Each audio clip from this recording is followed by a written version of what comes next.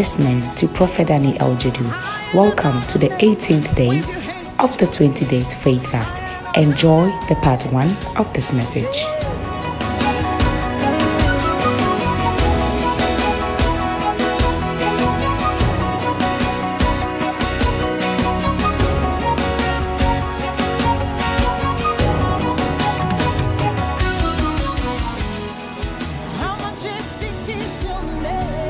Indeed, you are the Most High, and there is none like you.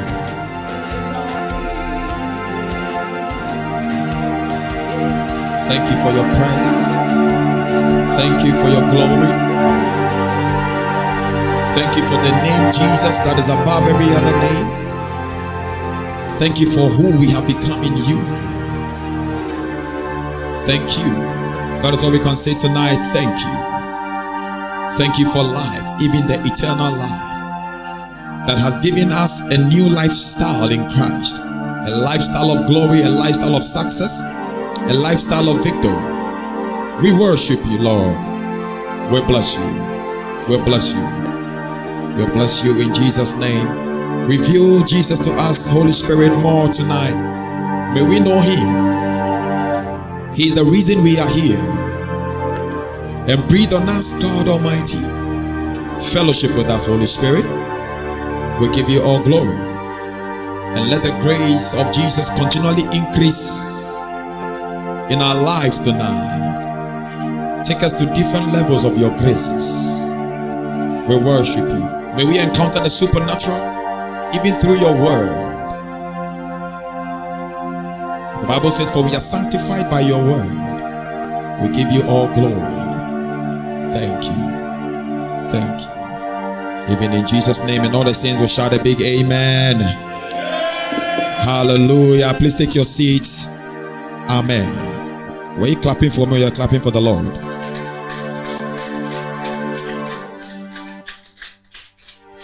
Amen. Hallelujah. 1 Peter 1:7. Tonight I'm going to talk to you about Jesus Christ. I want you to write everything. 1 Peter 1:7. The Bible says that the trial of your faith, being much precious than of gold that perisheth, though it be tried with fire, might be found unto praise and honor and glory at the appearing of Jesus Christ. Hold on. Peter is trying to say something. You know, Peter had been with the Lord before. So he actually saw him. He touched him. He ate with him. He did everything that he could possibly do with him. He did together. And when Jesus was around, they did not see him like who he was until he left. The day they believed that this Jesus is the one whom he said he was right from the beginning was when they saw him on the Mount of Olives and he began to levitate and went into heaven. Okay, that is when they believed. Because no man had ever done that before. And John spoke in a different way.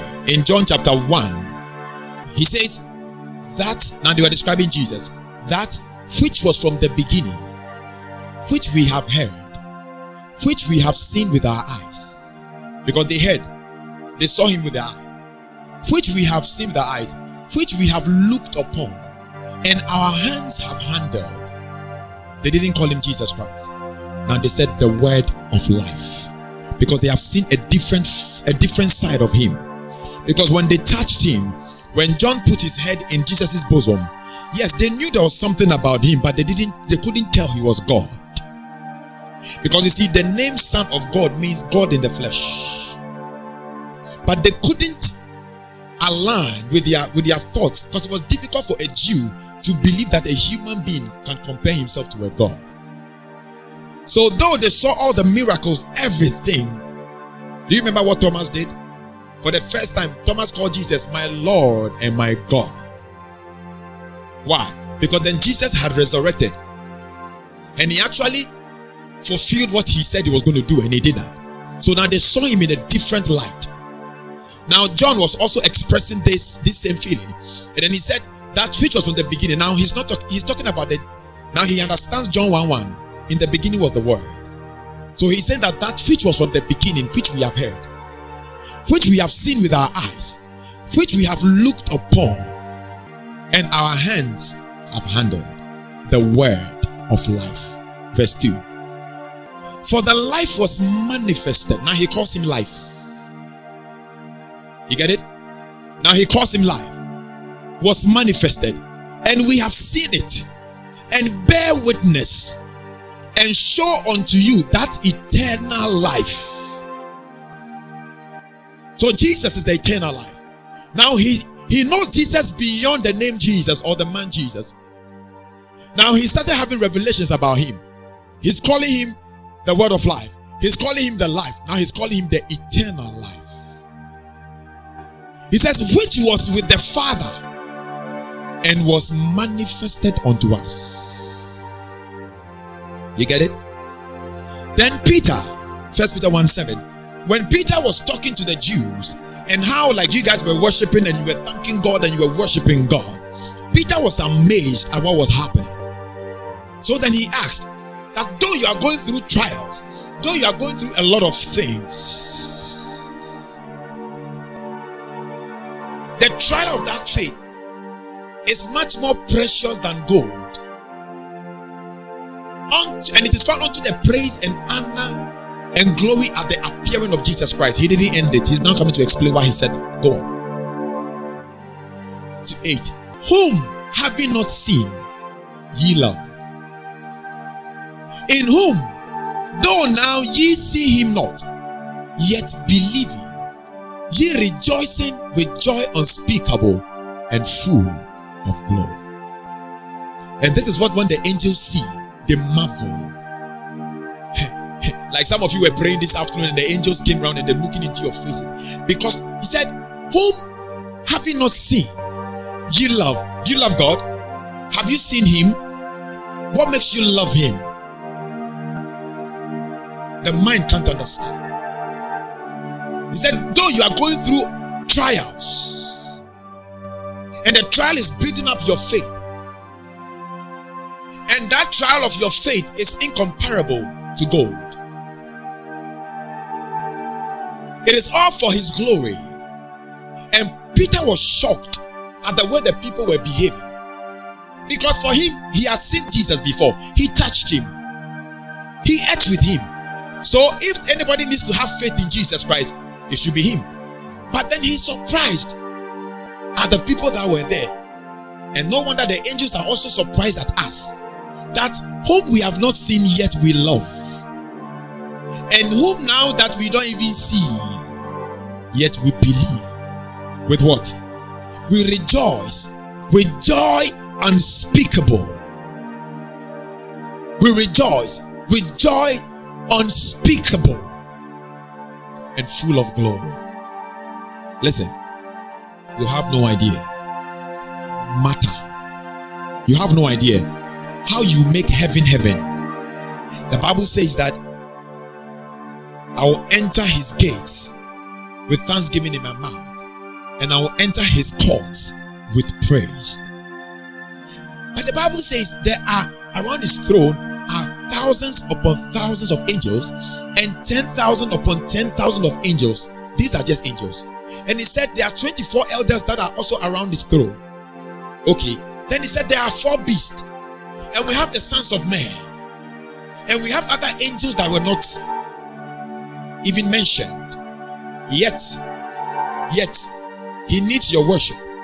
He needs your praise. Because without your worship and your praise, it is not complete. Okay. These people can worship him. But why does he need man? Why? Because you see, my praise and my worship is unique. And there is nobody that can worship and praise like me. And so God will wait on you to worship. That is why I tell you, sometimes, if you work in the house, sometimes you could be washing, or you could be cleaning, or you could be doing some chores. And all of a sudden, a song will just burst out of your mouth without thinking about it. And all of a sudden, goosebumps are around you. Why? God is He's waiting for that worship from your mouth. Are you with me? That is why he said, so when you are tried, your trial is better than gold. There is nothing that can be compared to you. No wonder the Bible says that, for he has put his treasure in me, in the earthen vessel. Amazing. Isn't it amazing?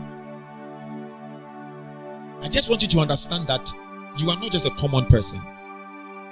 You make heaven heaven. Without your praise and your worship, God is not satisfied. Are you with me? You realize sometimes you get into serious problems or trouble and you are crying and crying.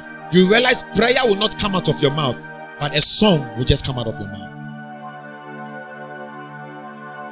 Yeah. My worship is important. Say thank you, Jesus. Now I want to hear everybody say thank you, Jesus. Say thank you, Jesus. Wow. Amazing. You know, that is why angels will always come to you. Because the way you worship God is different. Oh. They see him. You get it? So then they can use maybe the right words. If I can say that. But we don't see him. But the kind of words we use, they are always odd at us. No wonder they say, who is man that you are mindful of the Son of Man that you visited? Because when the angel worship, God doesn't visit them. But for you, he has said he inhabits the praise of his people. So as you are praising, God descends, or he feels your worship or your praise. Sometimes prayer, and a lot of times, prayer does not build presence. But worship and praise, it builds up the presence of God. Why? He inhabits. He lives in it. So when we are worshiping, all the angels around the throne, when the Son of God gets there with his worship, the gates must open. You get it? All the angels must give way because the Son has arrived. No wonder when the angels come here and God wants to have a chat with you, you know what they say? Your Father says I should bring you. Yeah. That's what they say. Your Father says I should bring you. They know who you are. If you don't know who you are, the angels know who you are. So anytime you worship, let's look at it. David sinned. He slept with somebody's wife and later killed the husband. Remember? God says, I'm going to kill you. Then he locked himself in the church. He said, for 3 days I will not eat. The Bible says he lay down prostrate. David knew how to move God and to cause God to change his mind. Initially, God said, I will kill you. He sent the prophet, say, God, I'll kill you. He knew how to worship. He knew how to worship. And as he worshipped, God changed his mind and said, I will kill the little boy. Immediately, in other words, the worship and the praise from David to God actually held God's hands. And God began to accept the things like, David, stop what you are doing. David. Oh, I want to David. Because the Bible says he laid prostrate. He ate nothing or drank nothing for 3 days. He knew. For what reason will God say to a man that you are a man after my own heart? Now, God said this to David not when he had become a king, but when he was serving in the wilderness. Because you know why? The Bible didn't mention. But I believe as he spent his time in the wilderness, he practiced how to worship. You see? No wonder when he came to Saul's house and evil spirits were tormenting Saul. How did they know that this guy can sing a song to cause evil spirits to leave? And the Bible says, and when he came, he began to play his harp. And as he played the harp, the evil spirit that came to torment Saul, they fled. What does it tell you? Anytime you worship, anytime you praise, evil spirits are dealt with. They flee. You get it? That is why in your room, you need to learn to worship alone. Learn to worship alone. When you are seated and the Lord puts a song in your spirit, begin to sing. Or if you have a song that works for you, that stirs you up, put the song in and worship. If it's only that song that you will play 5 hours, it will still do the job. It will be fresh, and because it's God's word, it will be fresh and fresher and fresher and fresher. And you worship for as long as you can. Do you know what you are doing? You are expelling evil spirits. You are expelling demons. You are causing them to flee. That's what it happens. And so when we worship, and that is why sometimes they try to stop the church when we are worshiping and everything, they'll say we are making noise. But when it's a beer bar and they won't say they are making noise. Because as we begin to worship, we are dealing with them. Are you with me? Yeah. I only came to encourage you. You guys, the worship was amazing. It was amazing. I'm sure God is smiling. Whoosh. Amen. And the prayer was, is it because it's the last day? Or last night? Or the blasting? The dynamite? Can we talk about Jesus?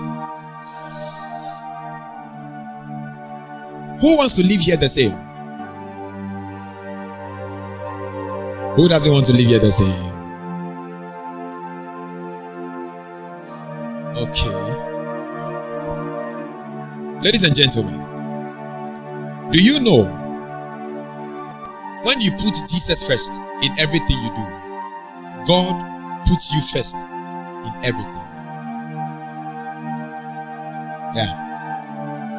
When you put Jesus first in everything you do, God puts you first in everything. In everything. You can be nobody in your family. Start talking to people about Jesus. Start expressing the love of Jesus to people. All of a sudden, you will become the mouthpiece of the family. Some way, somehow, it will happen. Why? Jesus is the most important person in heaven, on earth, and under the earth. He is the most important person. He is the one God is talking about. He is the one heaven is looking up to. He is the one the angels are talking about. Jesus is the sweetest matter. The most important, sweetest. Give me the words. Amazing, incredible matter that is being discussed in heaven. Yeah. He is. He is. And so you need to align with God and talk about Him and nobody else. Because as you talk about Jesus, as you put Jesus first ahead of you, it means that you are reasoning with God, and so God will put you ahead just as He is ahead. Are you with me? Because you see,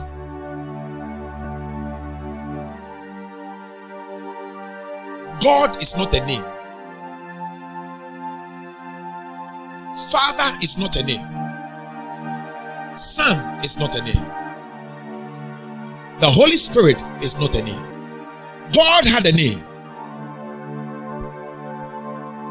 And over time, He wanted to release that name for everybody to know. All right.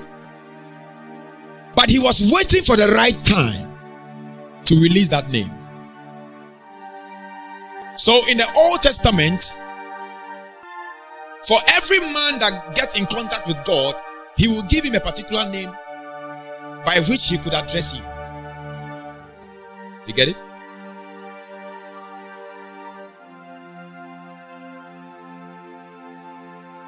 The first name they got to know was the name Yahweh, Jehovah. See.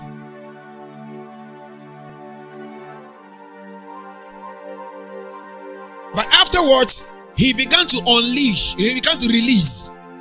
the other hidden names within Jehovah. You get it?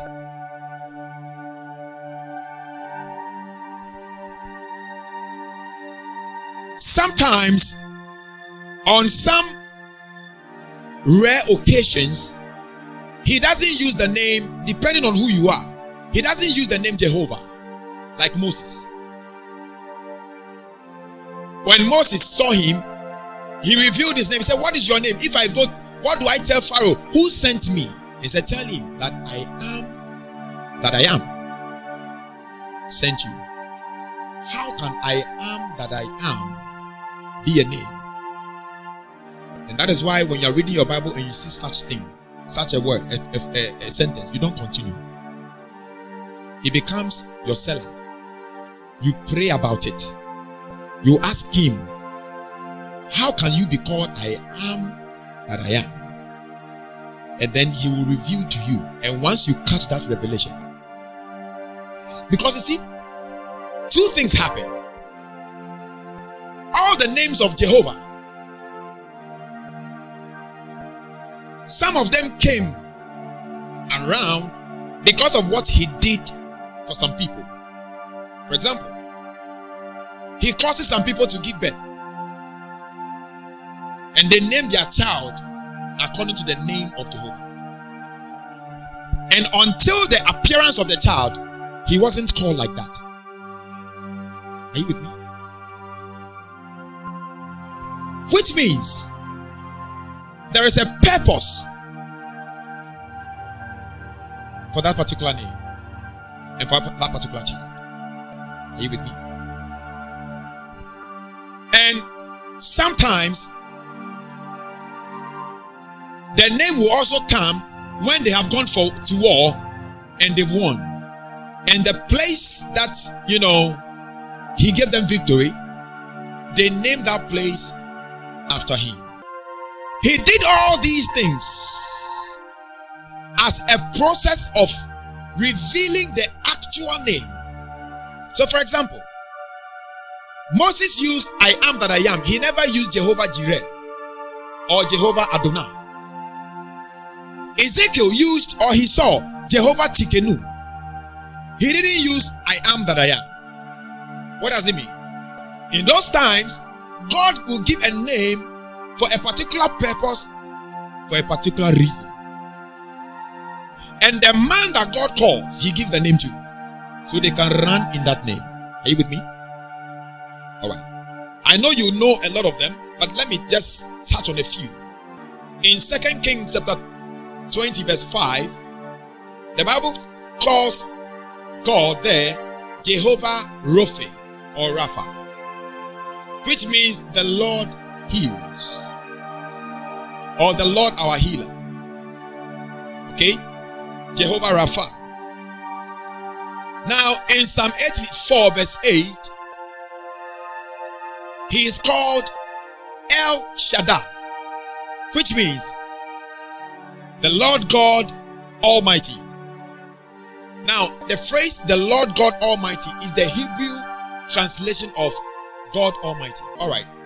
And then Jehovah Shammah in Ezekiel 48:23, which means the Lord is there.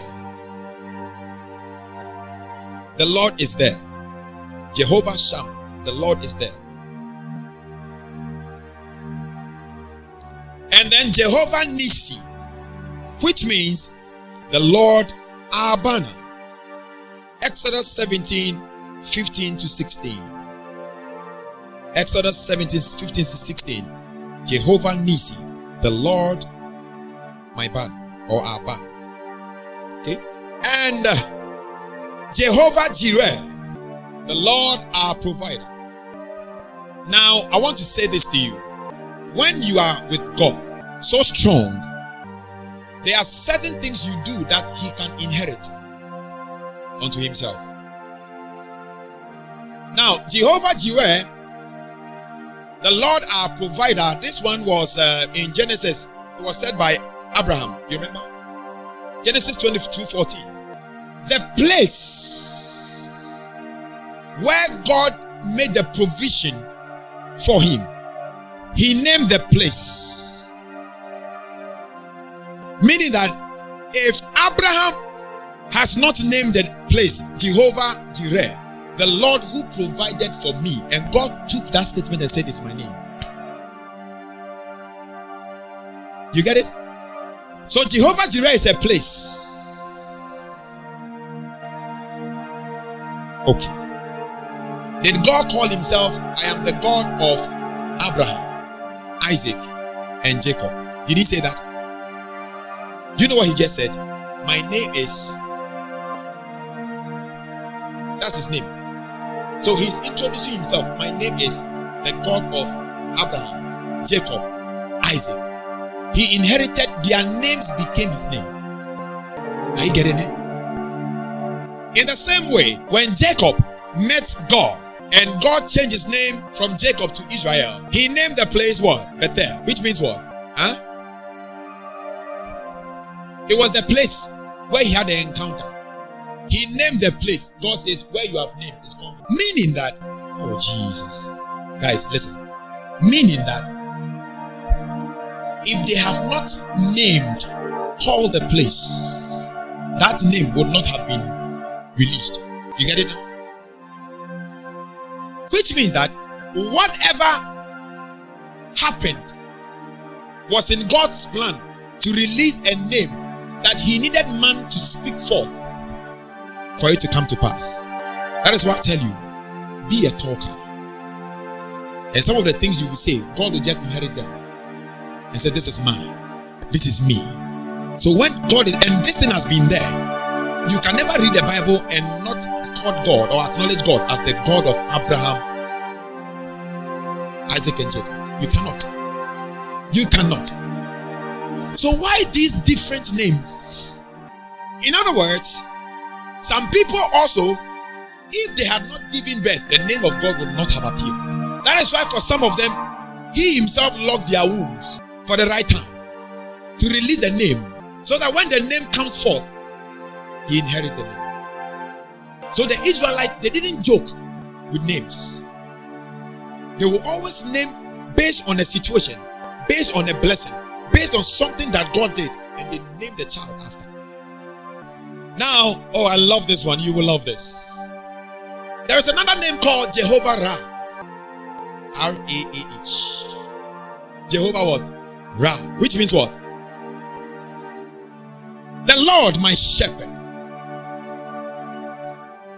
So Psalm 23 verse 1, that statement you see. The Lord is my shepherd, I shall not want. Now, let's go a bit further. The word Ra means my friend, my friend. So Psalm 23 reads, the Lord is my friend, that I shall not want, actually means, what shall I lose? What shall I be in need of? That's how it reads. Isn't this amazing? So Jehovah Ra means the Lord. Go to Psalm 23 verse 1. The Lord my shepherd. And if the Lord is your shepherd or your friend, you don't need anything. That's what it means. And I told you the word want has a lot of meaning, and one of them is we lose nothing. I cannot be held back. I cannot be pushed away. Oh, when I saw these, I was like, amazing. So it reads, because of Jehovah Ra, I lose nothing. Meaning that I am confident in losing nothing because of Jehovah Ra.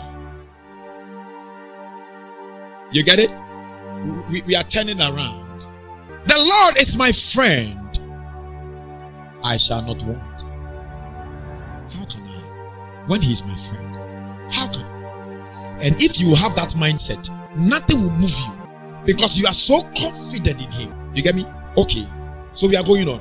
So why these names? It's like he's dispensing his names.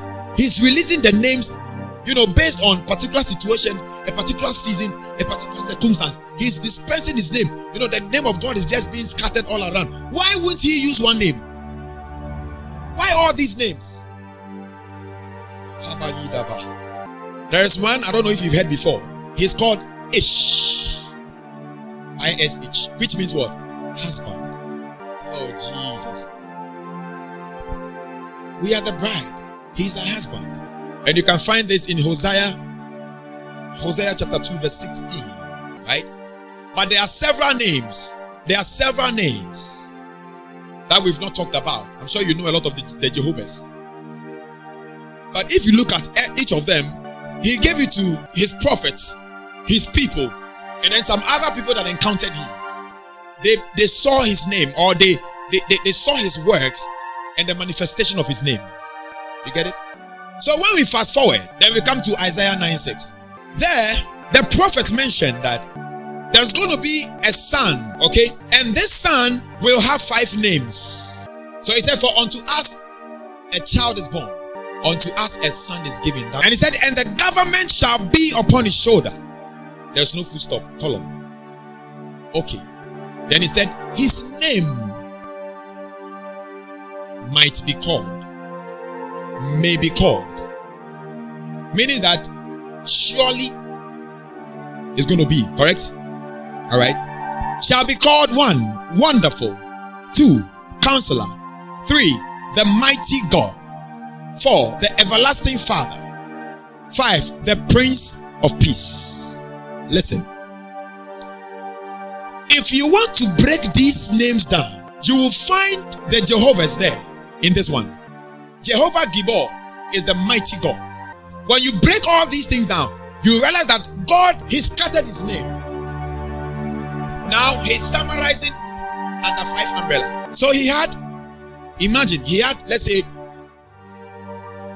100 names scattered. Jehovah Nissi, Jehovah Rapha, Jehovah Adonai, Jehovah something. And he said, a child is going to come. And it's going to come from me. And this child shall have a name. And the name is summarized under 5 umbrella. And I'm telling you, if you dig down each of them, you will find all these several names represented in here. Oh, it tells me God is working out something. What is he doing? Then, Matthew 1:20 to 23. Palabado Shaha. Keneme Andi Adarabaha. Rekostibaha. Viki Andoravadi Shalabrahenes Behenovaha Lekredes Sahalavadesh. He says, but while he thought on these things, behold, the angel of the Lord appeared unto him in a dream, saying, Joseph, thou son of David, fear not to take unto thee Mary thy wife, for that which is conceived in her is of the Holy Ghost. Oh, amazing. That which is conceived in her is of the Holy Ghost. 21. That's what I want to talk about. And she shall bring forth a son. Isaiah, a son shall be born. And he shall bring forth a son. And thou shalt call his name.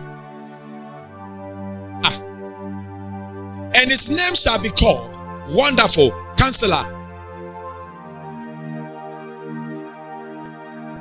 And his name and you shall call his name.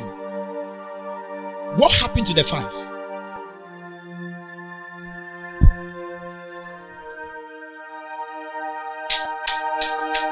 You get it now? Beautiful. For he shall save his people from their sins. For God so loved the world that he gave. So the salvation of mankind, of human beings, was actually the prerogative or the initiative of the Father. Then he sent his son to go and undertake his purpose. You get it? Okay. Verse 22. Now all this was done that it might be fulfilled, which was spoken of the Lord by the prophet, saying, 23, behold, a virgin be with child, and shall bring forth a son, and they shall call his name Emmanuel. And his name shall be called. Now the prophets, they had not been given revelation to the actual name of God. So all the prophets were prophesying names. They even said his name shall be called Emmanuel. Where in your Bible, in the New Testament, did you ever hear him being called Emmanuel? Which means Emmanuel is actually one of the operations of God that he was about to do for mankind. Don't worry, I'll show you. In John chapter 1, the Bible says, and the word was made flesh and dwelt amongst us. Emmanuel. You get it? And the word was made flesh and dwelt amongst us. He came to live. And John said, and we saw his glory. The glory as of the only begotten Son, full of grace and truth. He said, which being interpreted is God with us. Now, the word, the two letters EL means El, which is God. Okay? So it is actually pronounced Emmanuel. That is the reason why my name is Daniel. It's not Daniel.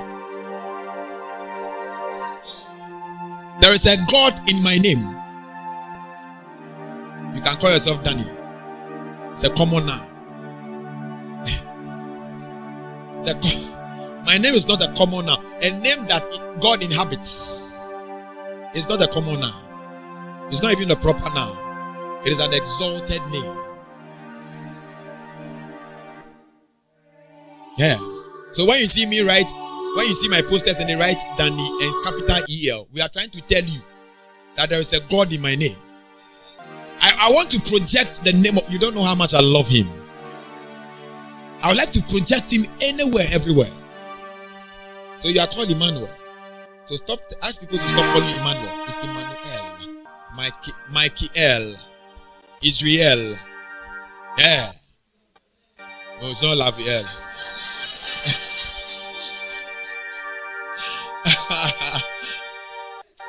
Yeah, because Daniel means the upright judge is God. That's what Daniel means. The upright judge is God. Hallelujah. No, so the question is, what is God doing here? Why would God be asking the prophets to prophesy a name that will come? Yet, it is not every name that God allows prophets to utter. The name of Jesus was so amazing, so sacred, that only angels could release the word. Did you hear what I just said? There were two, John and Jesus. Why John? You remember the angel Gabriel went to Zechariah and told him that his name shall be John? Do you remember the story? Why did the angel say that? Why did God allow the angel to tell Zechariah and not a prophet? Because Zechariah was a prophet. Why? Because the one who is coming to lace the shoes of Jesus, or who couldn't lace the shoes of Jesus in that case, or the one who's coming to prepare the way for him, he must be prepared as him that is coming to come. He's coming to come. Do you understand the English? So these two people, God sent angels. The other ones, they either got it by inspiration or they were prophesied their names. But for Jesus and for John, Angel Gabriel carried that name and brought it to them. And look at Zechariah. And when He wasn't okay in his mind. He was doubting. Why is, the angel locked his mouth. He became down and said, your name, because you see, he didn't want him to start talking to mess up the agenda. So he locked his tongue. And when the baby came, he was even not allowed to mention the baby's name. He had to write. And the Bible says, and immediately he wrote, he could speak. Why?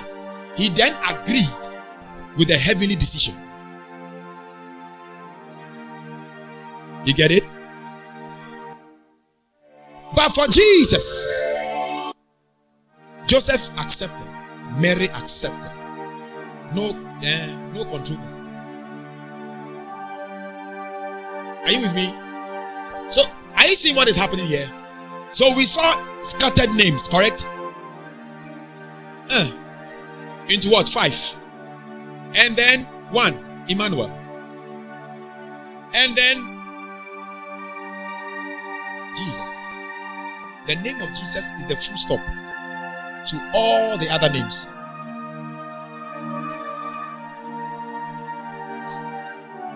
You get it now? We are drawing. The drawing board is nice. Because you see, if Jesus had not come, there would still have been another name after Emmanuel. Which means the name God wanted to release to mankind was not Jehovah Nisi. Jehovah was not that. They were just shadows of his name. They were just fringes of his name until the name came. And the name would not have come alive until Jesus was born. So the day Jesus was born into this earth, the name of God came. Now I'm coming to show you, and for some of you I've taught you before.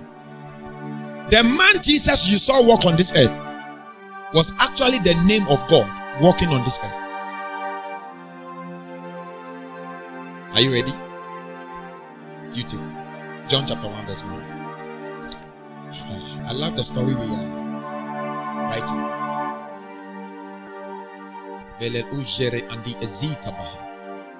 Vrekosha, speaking tongues, rekende saha. Vekenu asike de lo rakinde. Govi indo adiza la labaredosta. Vinkende hedosho. Vrada kaloka de zadara. Valo vrekende helezo rekende stufi. Ve mabiko redesibija. Conte ne madista. Lelo revenino shalabaha revenos. Kimatenta harada shaha. Oh Jesus, oh Jesus, oh Jesus. Rambataha. Kibuduranda sembekete. Shulrekene meha radosaha. Pandekeleke. Rosemaha.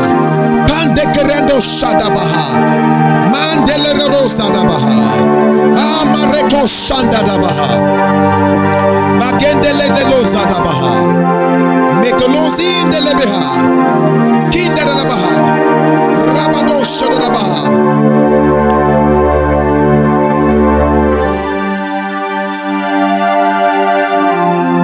Listen.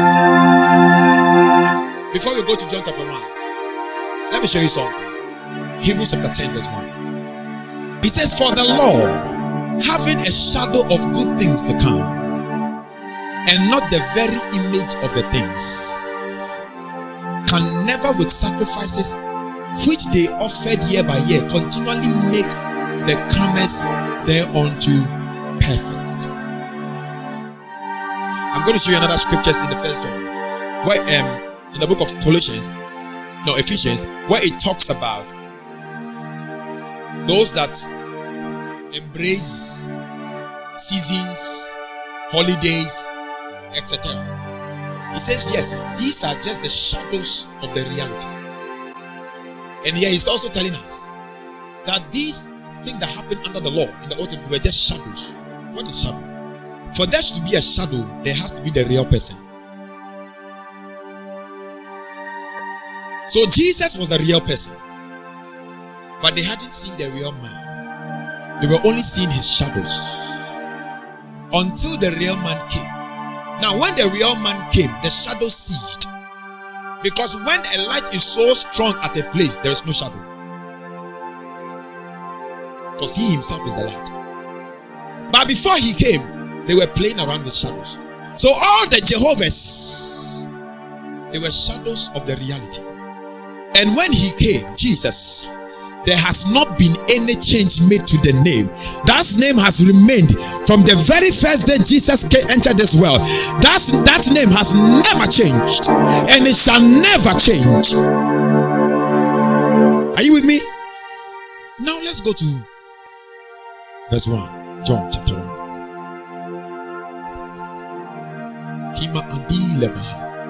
In the beginning was the Word. Now listen, the name Jesus is not the, you see, when he was in heaven, he was not called Jesus or Christ. He was called the Word. The Word, because he was part of the Trinity. He was part of the Triune God. He's called the Triune God. The Father, the Word, and the Spirit. 1 John chapter 5 verse 7. The Bible says that three things abide in heaven: the Father, the Word, and the Spirit, and the Holy Spirit. The Bible says, and these three, they are one. Are you with me? Now, okay. For there are three that bear record in heaven: the Father, the Word, and the Holy Ghost. He didn't say the Son or Jesus or Christ. Now, he's talking about the Trinity. And when you talk about the Trinity, the name Jesus and the Word and the Son is not mentioned. It is the Word. Are you with me? So go back to 1 John 1. John 1:1. You will love this. You will love this. Are you getting blessed already? John 1:1. John 1:1. In the beginning, and I told you this beginning was the beginnings. It's called the dateless time. You understand that English? Dateless time. There is no date to it. There can't be date to it. The beginnings of the beginnings was the Word, meaning that he existed before existence. You get it?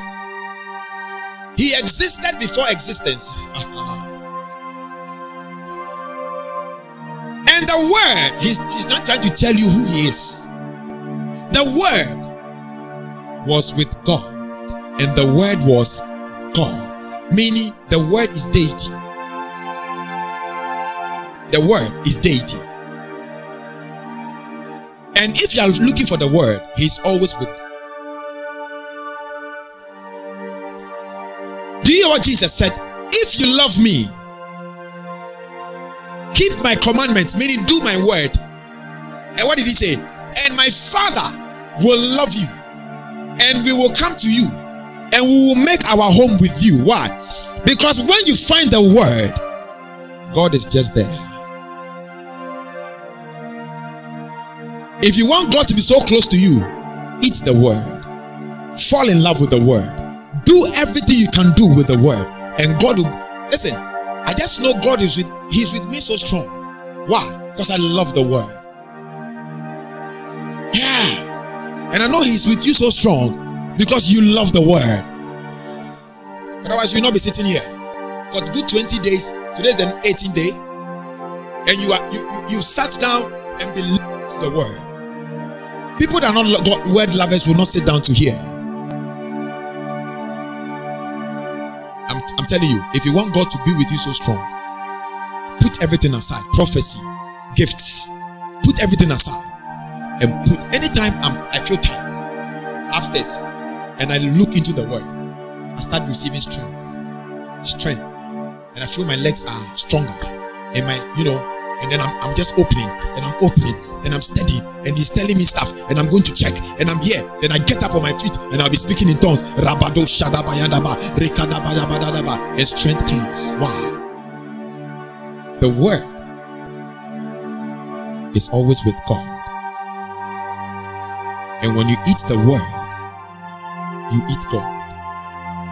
When you imbibe the Word, you imbibe God. Everything you do. That's why he said, without the Word, there is nothing there is nothing that you can do.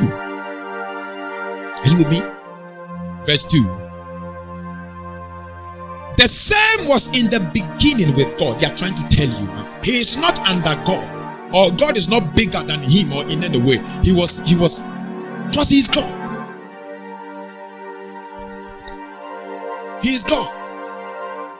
Hallelujah. Verse 3. All things were made by him. Who? The Word. He is called him. It tells you the word you listen to is a person. He's a person. He's called him. And without him was not anything made that was made. And this is what I want to tell you. Without the word, nothing was done. That's why I keep telling you, if you want things to be done in life, go to the word. Without the word, nothing will be done. Nothing. Look at the life of the people who love prophecy. They run around looking for prophecy and not the word. You don't see progress in their lives. You see struggle from one end to another. It looks like the thing is solved for a while, and then it starts again. But look at the man who is vested in the word. He becomes so strong. For the Bible says, they that hear his word and do them, they are like men that build their house upon a foundation. And when the winds, when the floods and the waters and the rain hit the house, he said the house does not break, it stands. A man that gives his time, devotes his time to the word of God, is unmovable. It doesn't matter which sickness, which disease, which affliction of the devil. No, they can only go back like the palm tree and come back. But the man that does not have foundation, he will be broken from the roots. Amazing. Listen, if you love God's word, sleep. Don't worry about witches. Don't worry about any of them. You are too rooted. In fact, deep rooted. Your leaves will be the only one that is blowing. So they think they are doing something. How many times have you seen a coconut tree fall? But sometimes the wind can blow and it will be going back and forth, correct? Thinking it will break. Even your roof that you hammer with nails, sometimes the wind is able to take it off. Because it doesn't have foundation. How can a nail be a foundation? But the coconut has deep root. It is grounded. As for palm tree there, you don't talk about it. It doesn't even shake plenty. The stem doesn't shake, it's the leaf that dance well. Psalm 1. Blessed is the man that walketh not in the counsel of the ungodly, nor standeth in the way of sinners, nor sitteth in the seat of the scornful. 2. But his delight is in the law of the Lord, and in his law that he meditate day and night. 3. And he shall be like a tree planted that bringeth forth.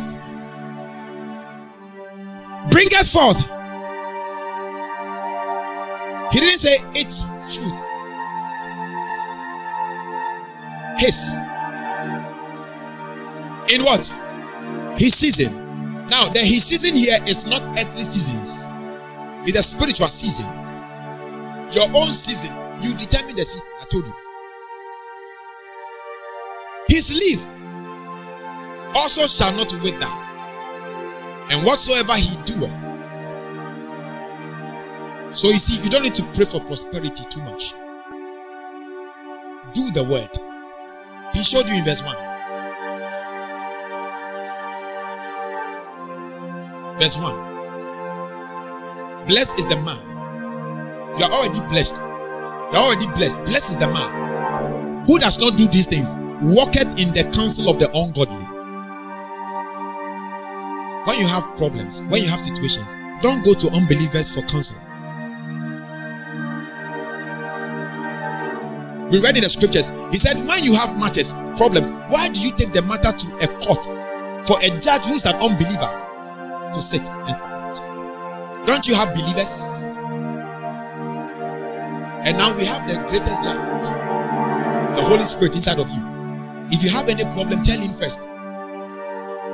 He says, you don't walk in the counsel of ungodly. So you move by what they tell. Some of you, your lifestyle, what you do is by the counsel of other people. And if these people are not spiritual people or godly people, you are actually walking in the counsel of the ungodly. Assuming your marriage is not going well, there is no believer, there is no true believer who will tell you, separate yourself. Because the true believer understands that what God has put together, let no man put asunder. So even though the person is killing you, it is difficult for his mouth to utter. The best advice will be, let's go before God and see what God will say. But the unbeliever will tell you, live before your time. And you go ahead and do it. Yes, you might be fine, but you will never see prosperity. Because you are walking in the counsel of the ungodly. And then you stand in the way of sinners. Some of you don't have Christian friends. When you close church, all your friends are unbelievers. Yeah, all your friends are unbelievers. It's amazing. It's amazing. You can tell from the songs you have on your phone. Oh yes. Because if you are my friend and you have such songs, I will caution you, I will tell you that these songs are no. Unless I am also influenced by another. And he's also influenced by another.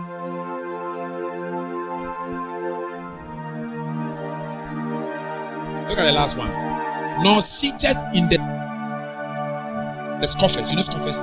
People who laugh at people. Like they talk about people and they laugh.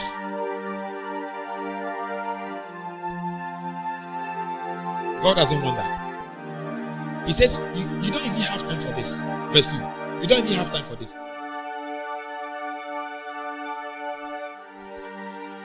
He says, as for that man who is blessed, he doesn't have time for the counsel of the ungodly, nor sitting in the seat of the scoffers, or standing in the way of sinners. As for him, he has only one delight. His delight is in the word of God. Yeah. That's where his delight is. And when he delights, verse 3, and he meditates on day and night. Now, if you are meditating on God's word day and night, you think you will have time for other things? He says, as you meditate on God's word in the spirit, you shall be like a tree planted by the riverside. You don't struggle to receive a source of living because the water is just there and the roots will just pick, exactly. This is overflow, abundance in your life, refreshing. The last one said, and whatsoever he doeth shall prosper. In other words, if you are doing things that are not prospering, check one of the three. Maybe you are heavily involved in one of them. One of the easiest one, one of the simple ones that we do is the scoffing. Making fun of people and laughing at them. You are making fun of God's creation. Remember years ago. Please don't sit in the seat of scoffers. Take life seriously. Do you hear me? If you want prosperity, if you want everything you touch to be prosperous, he has shown you here. Don't make fun of people. Okay, don't make fun of people. Jesus was a very serious person when he came. He was serious about everything he did. Stop laughing at people. Stop. Look at his dress. Some people can even laugh at people when they come to church. Look at his shoe. Hey, this girl, I don't know. Look at it. So 2 CD she can't do. Then you say that last week she nearly fell down. Oh really?